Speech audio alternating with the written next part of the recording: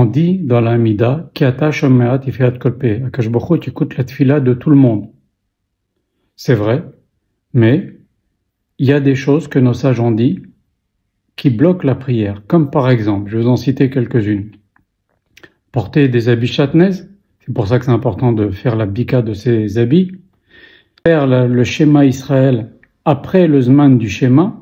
Pour les messieurs, il y a un temps limite pour faire le schéma du matin. Donc ça, c'est critique surtout en été, parce qu'en été, ce temps arrive assez tôt dans la matinée. Et il y a aussi une chose sur laquelle je voudrais vous parler aujourd'hui, c'est faire la Hamida à voix basse, mais notre voisin nous entend.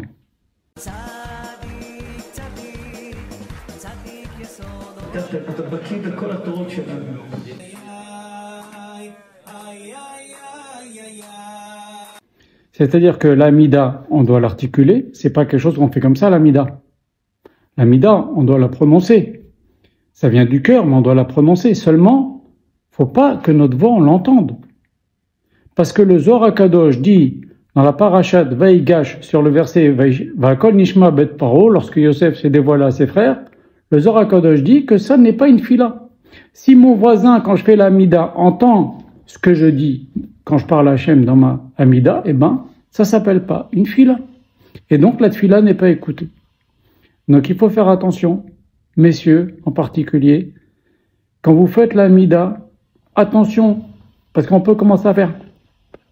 Et l'autre entend, même si on fait pas sortir la voix, on chuchote, mais l'autre entend. Il suffit qu'une personne qui a quelques centimètres de moi entende ce que j'ai dit dans ma Hamida, eh ben, ma tfila ne sera pas écoutée. Ainsi dit le Zohar HaKadosh.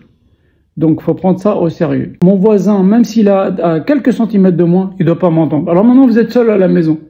Par exemple, une dame